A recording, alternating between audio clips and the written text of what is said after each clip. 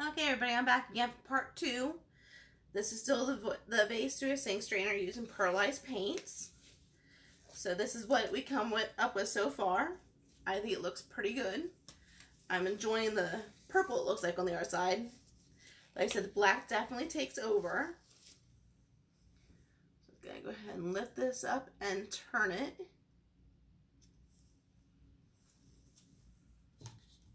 I'm going to add some pink in here.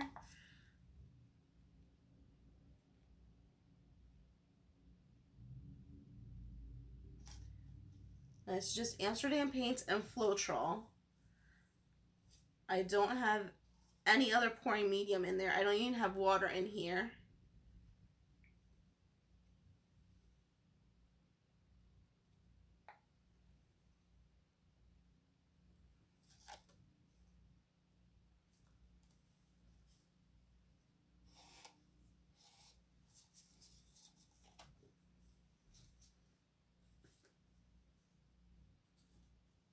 And some people do just put water in here in their Amsterdam paints.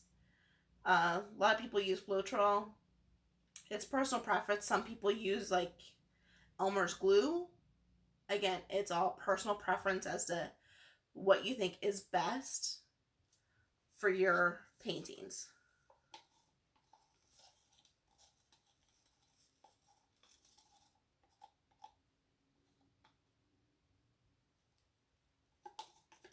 I just like the Floetrol.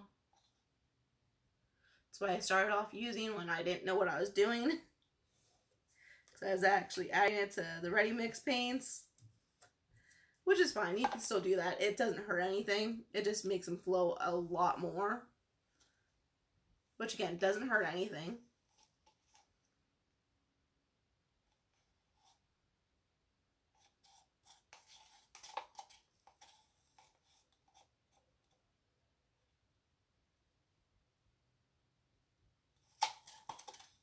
And I did put the black around the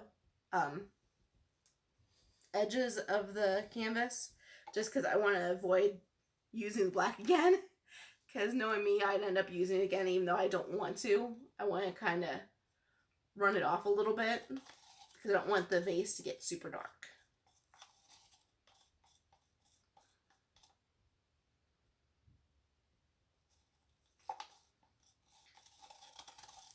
Because I just bought some string lights and using this Amsterdam paint because it's a little bit lighter, it actually lets the light shine through and gives it this really cool effect.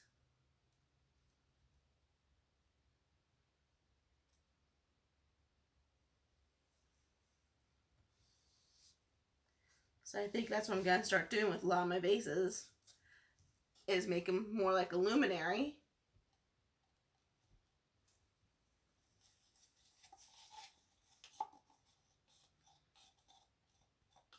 And that way you don't have to worry about washing them as often or cleaning them or putting plants in there that are live or dead plants that you know, it's just lights so you can kind of just dust it. Because again, I am afraid of resin. I value my lungs, my cat's lungs, and I don't have the correct respirator to use resin with. And I don't have a very well ventilated space other than outside, and that can be dangerous because you just don't know what particles are going to get in the resin, how much dust, how much dirt, how many bugs are going to be in there, depending on the time of year it is, where you live. All kinds of different things can happen. So it's like best to do it like in an open area, but an enclosed area. So that way all the dust and bugs, while it's drying and everything, do not settle on your resin. Again, I do not have that. So I just usually spray paint it outside. And even that's not the best for your lungs, but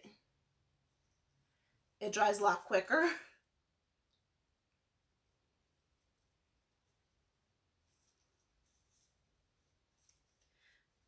I think I'm just going to go ahead and squeeze this out so that way I get all of the color out of it. just gonna tap it on here. Nice thing about this ink strainer, it is flexible. So it's very easy to move around. Unlike some of the other ones I have, like this one here is very hard. It's definitely made out of a more solid plastic. Okay, so I'm just going to move these cups out of the way. And I'm going to go ahead and tilt the canvas. Oh, I still have some pink in here, so I'm going to do pink around here too. Mixed in with the black.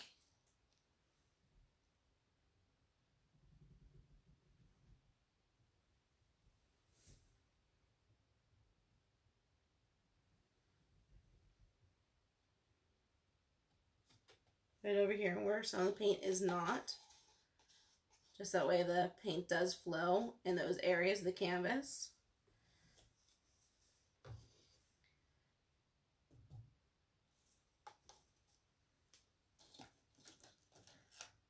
Okay, I'm just trying to make some room in my little work area here. So that way I can move the vase off the canvas and let it continue to drip, and that way I can then tilt the canvas. So I'm just going to let it drip for a little bit longer. Unfortunately, it's dripping over here on my side, so it's running off the canvas, unfortunately. Like I said in part one, I don't think my table is level. I don't know if my floor is not level or what. It is what it is. You just make the best of it and just go. Okay. So I'm going to go ahead and lift this up. And again, if you touch the bottom rim of the cup, of the vase, or whatever you're pouring on, that's okay, because it is going to continue to drip down. Okay, so I'm just going to go ahead and fill in the hole from the cups.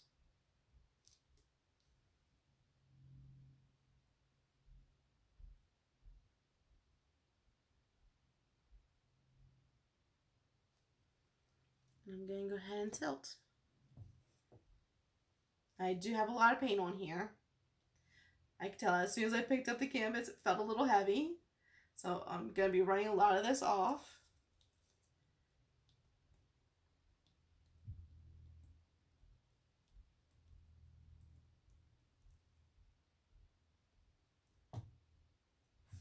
I'm actually going to stand up to do this.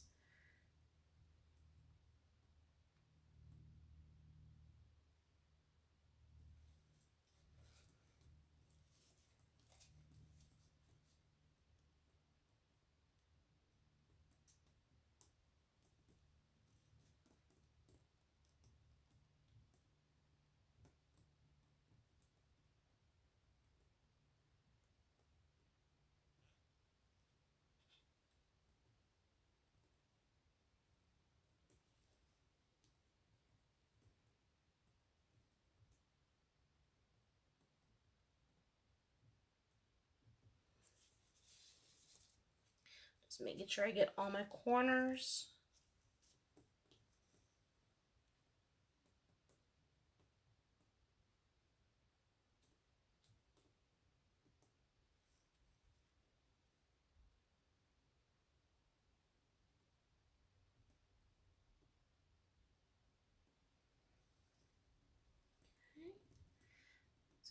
Tilt it back a little bit because I kind of like how it's a little off center.